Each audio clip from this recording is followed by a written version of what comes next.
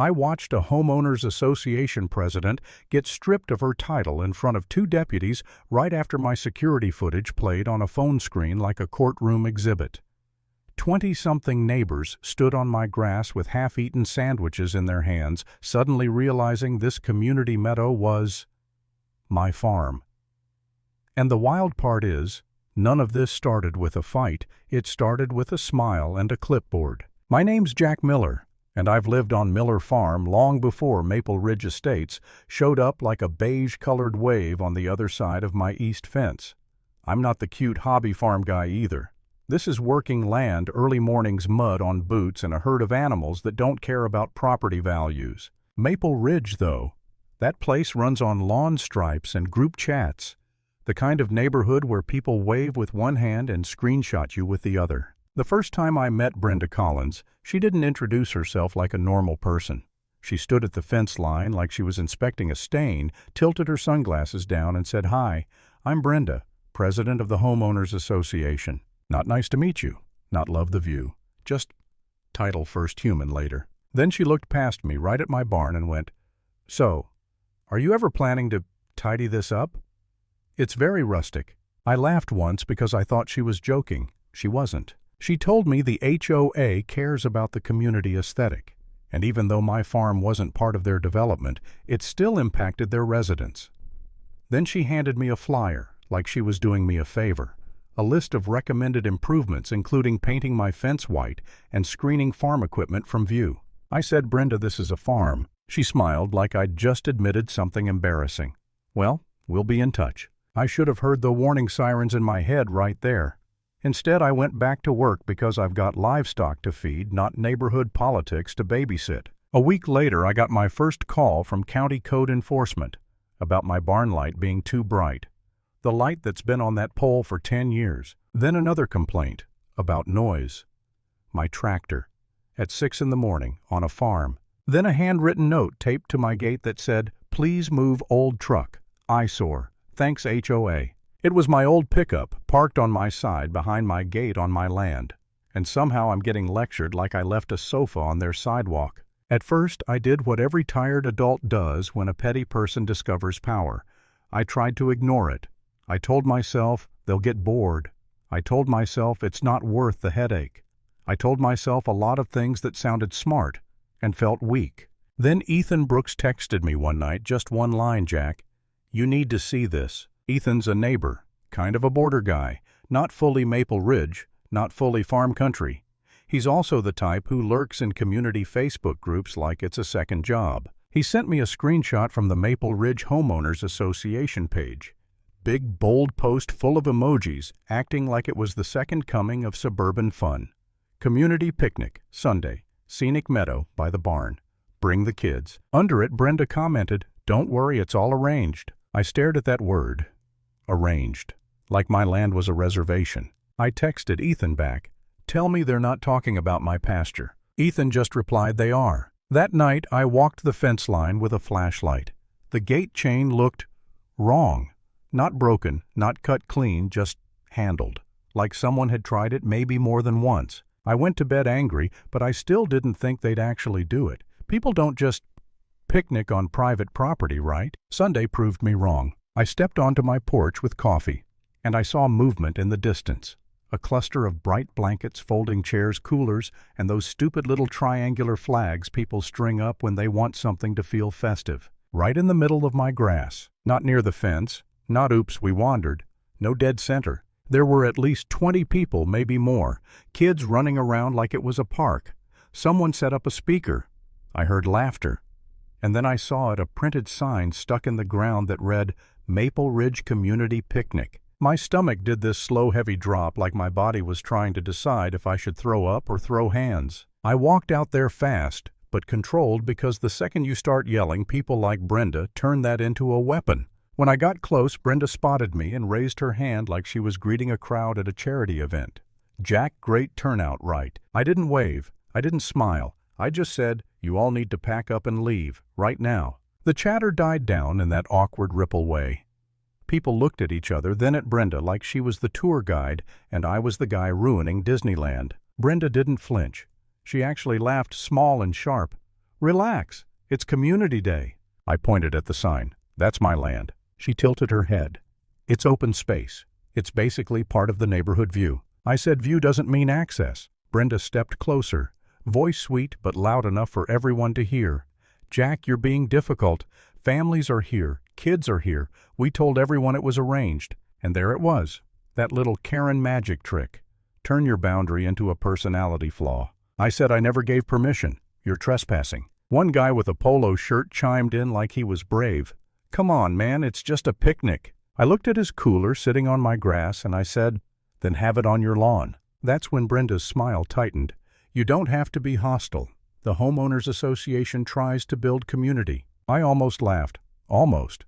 Because nothing says community like breaking into someone's property and acting offended when they notice. I told them again to leave. A few people started packing embarrassed, but Brenda held her ground, arms crossed like she was daring me to escalate. And here's the thing. In that moment, I didn't feel powerful.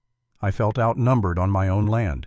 I felt like the bad guy in my own story. I walked back to my porch and called the non-emergency line.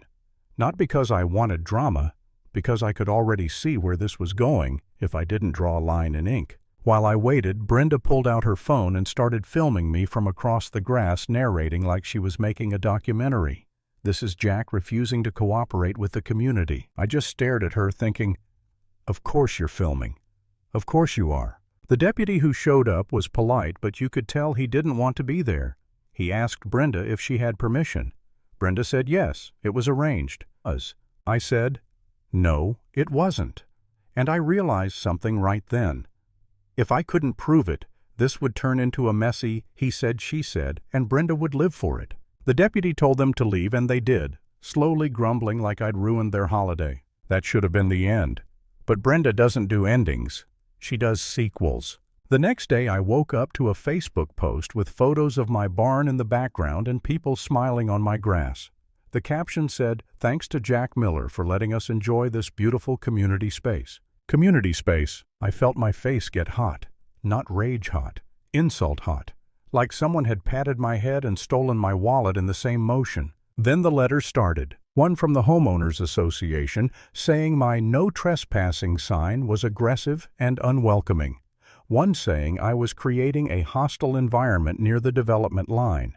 One hinting at fines if I continued to interfere with community activities. Fines from an HOA I'm not even in. I sat at my kitchen table with those letters spread out, and for the first time, my anger didn't feel energizing. It felt heavy. I actually caught myself thinking just for a second, am I about to spend months fighting a woman with unlimited free time and a printer? That thought alone was exhausting. I didn't spiral into some dramatic self-pity. I just felt worn down. Like this wasn't about land anymore, it was about whether I could outlast someone who treats conflict like a hobby. Then I went to the farm supply store, bought new chain locks, and the cashier, older lady, no nonsense, looked at the bag and said, let me guess. The subdivision people. I blinked. Is it that obvious? She leaned in a little and said, honey, if you don't have cameras, you don't have proof. And if you don't have proof, you don't have peace. That hit harder than it should have. That afternoon I called Donna Reyes, an attorney in town who'd helped a buddy of mine with a property line dispute. Donna didn't waste time on sympathy. She just said, Jack, stop arguing with emotions. Start building a file. So I did. I pulled official plat maps from Cedar County records. I marked the boundary line in red like a teacher grading homework. I mailed certified letters to the Homeowners Association and every board member stating clearly my land is not part of Maple Ridge. No permission is granted.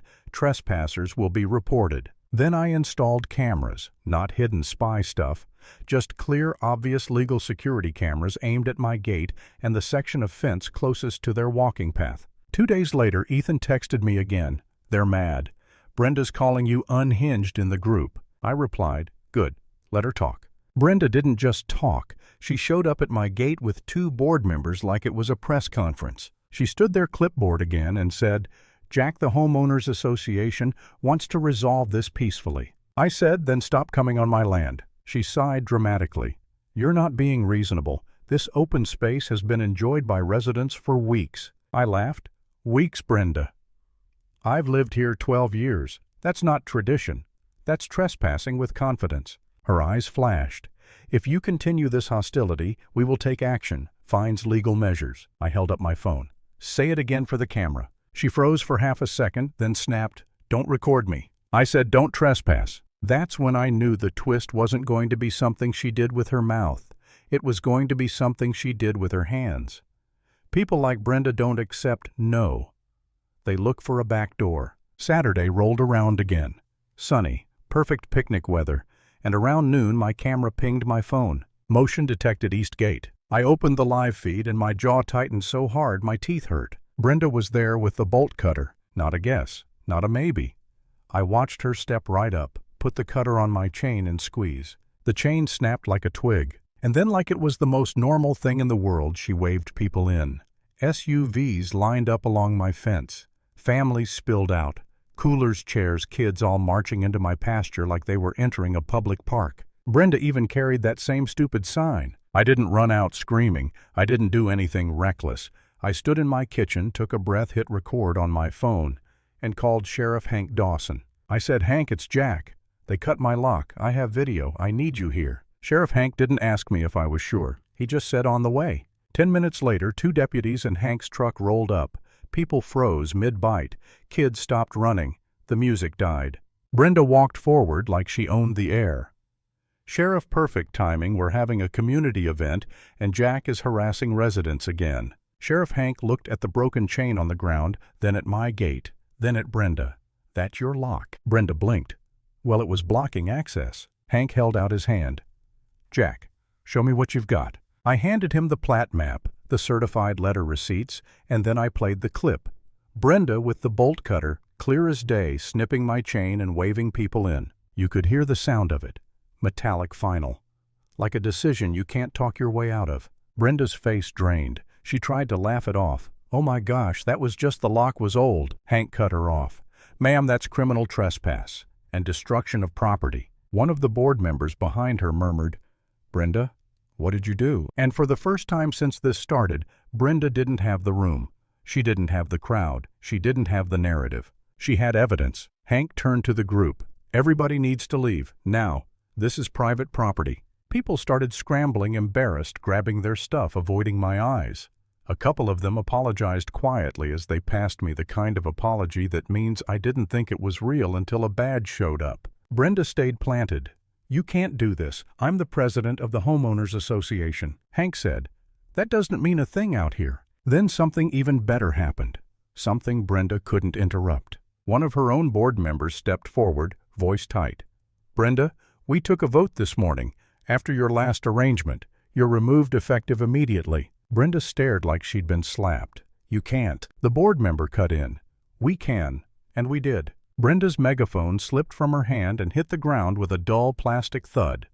No dramatic music, no slow motion, just gravity. A deputy wrote her information down while she stood there, silent eyes darting like she was searching for a loophole in the sky. I didn't say much. I didn't need to. I watched her walk back toward the development shoulders. Stiff jaw clenched the exact same way she'd walked up to my fence the first time. Only now she wasn't carrying a clipboard like a weapon. She was carrying consequences. And if there's one lesson I learned from all of it, it's this: boundaries don't need permission. They need enforcement.